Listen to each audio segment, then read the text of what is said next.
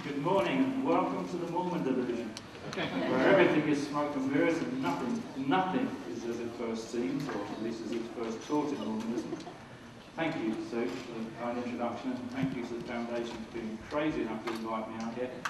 Don't blame them, they have no idea what they were doing, so what you're about to see is not their fault at all. I'm just a crazy man who, like you, discovered things that he would rather not discover, and has had to suffer the consequences.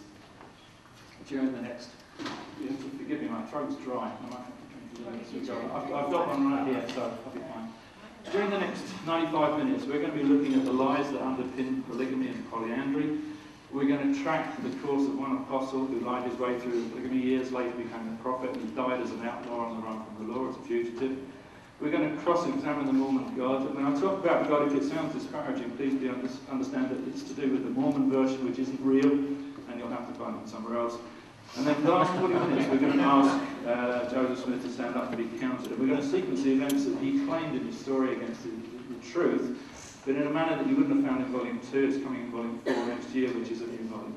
And it incorporates the emerging theology as it went through. So you'll get a picture of what actually happened in Joseph Smith's life that maybe you wouldn't have seen before. And that will culminate in an admission from the church, or at least from BYU, that a whole chunk of the first vision was actually a lie. And that will blow your socks off if you haven't seen that before. So hold on to your knickers and come with me on a journey through time to the truth as we sequence the facts against the fiction.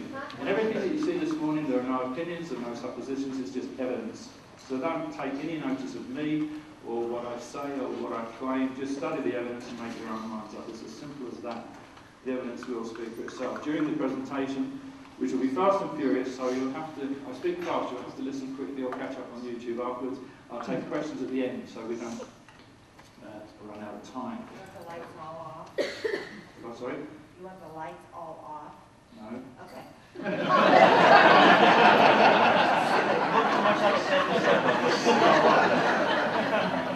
If it makes you happy.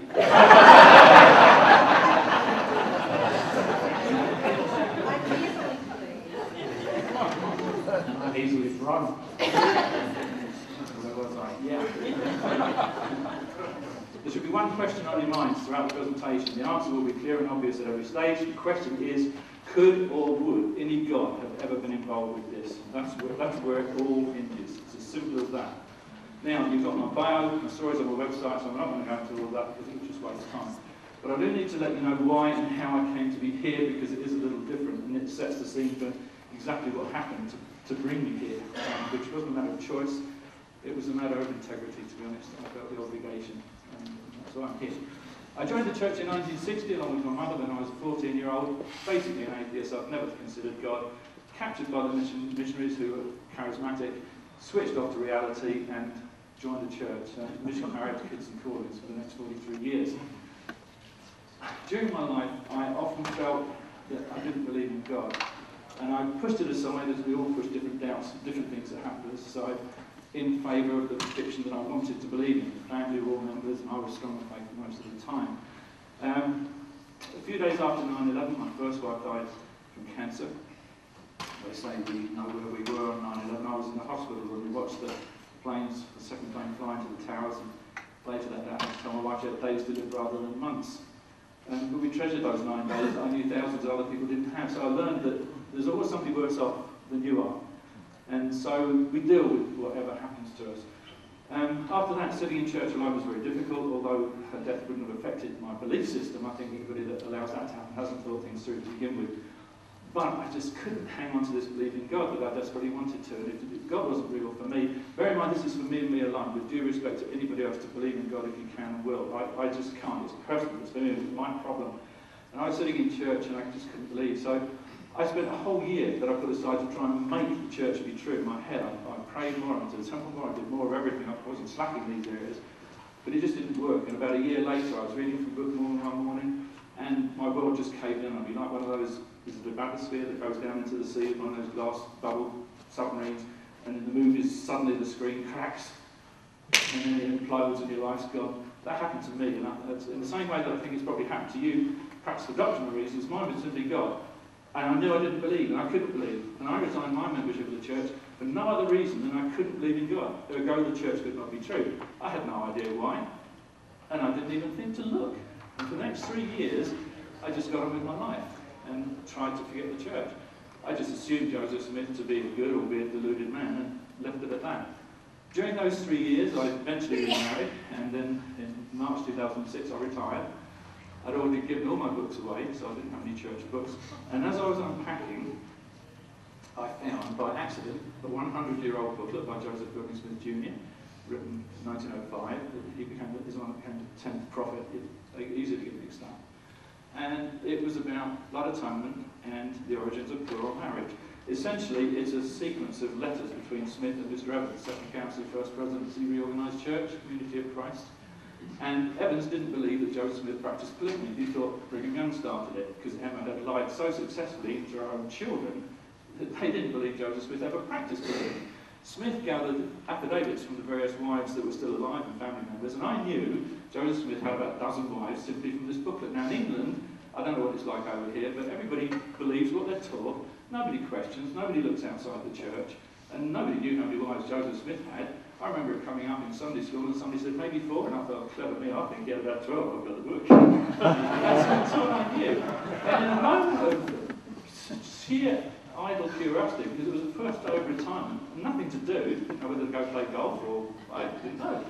I thought, well, I'll check on Family Search and see how many he had.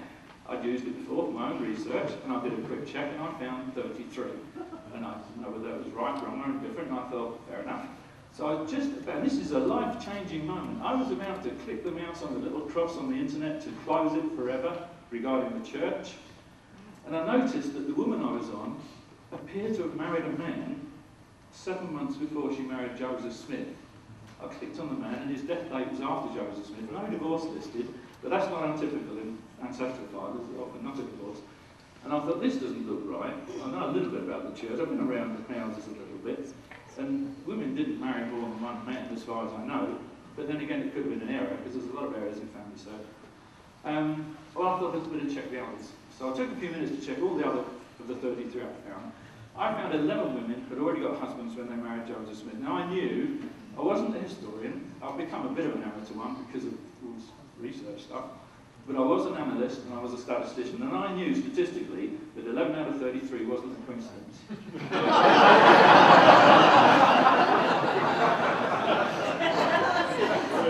Much as amazing. But I was still programmed in my mind not to look outside. 3 years out, I would never dream of looking outside the church because that's where all the lies are.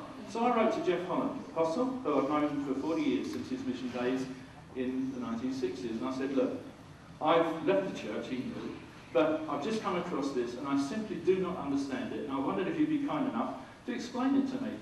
So Jeff wrote back and he said, there's much that can be said about polyandry, a word I had never heard of before, and much that can't be said because we just don't know. However, I'll have a mutual friend of ours, and that was Ken Johnson, first foreman of 70, who I've known for about 30 years.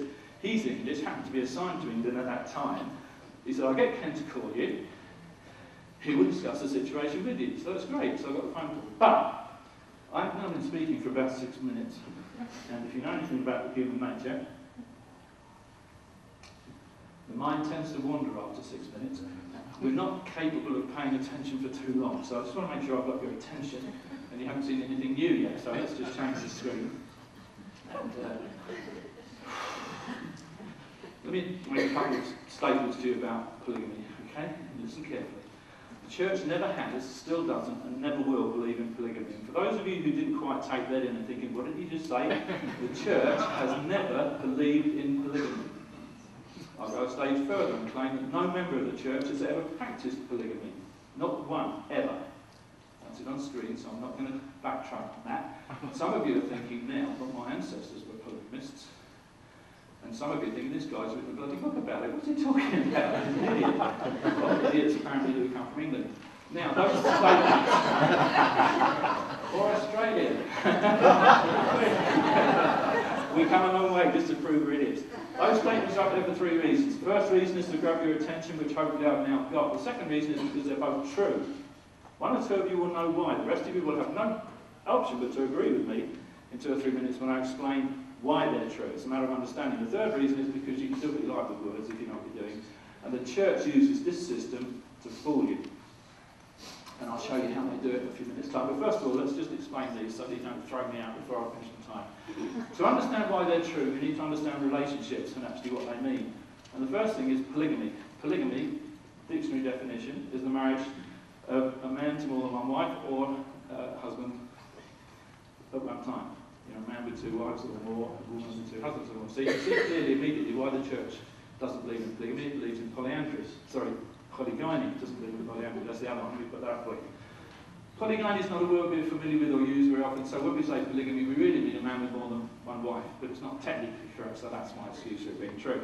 Polyandry, the church doesn't believe in. Now, there's something else about that that comes on to the second statement about no member of the church ever practicing polygamy. And the reason that's actually true, nobody ever seems to mention, but I seem to think it is right.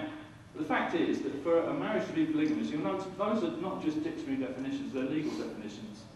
The word crime doesn't appear.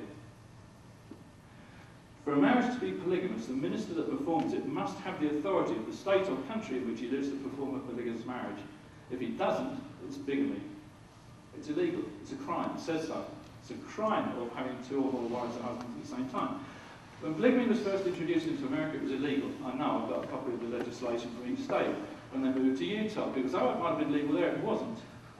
Utah was owned by Mexico. It was just as illegal in Mexico as it was in Utah. And just because there was nobody in Utah to enforce the law, didn't mean they could still practice it, because the Mexican government never gave any LDS minister the authority to perform a polygamous marriage. So every marriage was bigamous. After the Hidalgo Treaty, when the US then owned Utah once more, of course it was already illegal, and then further laws were enforced to make the situation even worse for everybody. And the only other relationship is adultery, and we could spend a whole session on that. The church did a lot of that as well, but it's not what we're talking about. So there we are. That's why those statements are true, but just to wake you up a little bit. So I've got the phone call. Elder Johnson phoned me, and after the usual pleasantries, I said, what is the official church position on polyandry? And these are the exact words, because I wrote them down. He said, it is absolutely contrary to doctrine. That's a finite, it's a definitive. I said, what is the position if I have conclusive proof that Joseph Smith, Brigham Young, and Heber C. Kimball at least participated in several counts of polyandry? And he said this, those who participated would have to account for it. I said, but that means that theologically, if I'm right, those three forfeit their eternal salvation in terms of Mormon theology. And he said, it doesn't matter. The church is still true. Joseph Smith still saw God in Jesus Christ, and he still translated the Book of Mormon. My assurances are enough. We're friends. I didn't argue with that. Unlike Joseph Smith, who didn't know what time of day it was, let alone when he saw his vision. That was the 8th of September 2006 at 2:25 in the afternoon. And I wrote them down not to publish them or to tell you people about it. I was just trying to get my head around the facts. It was, for me personally, I was trying to deal with this church that I loved, despite the fact I couldn't believe in God, therefore our church would be true. And here I was finding out things that were destroying my soul on top of all the other stuff I'd had to deal with. Well, Ken said, send me your evidence. I will send it to the apostles and we'll get you an answer. Well, those of you that had experience of this know very well you don't actually get an answer. I believed I would get one, and I was promised one. And a few months later, he was off to conference, and I asked how things were going. When he got back, he wrote me a note, and he said, the church has asked for more time to look at your material. It's not easy to find or validate information such as this without conducting meticulous research. So I was told that the apostles were conducting meticulous research into my work.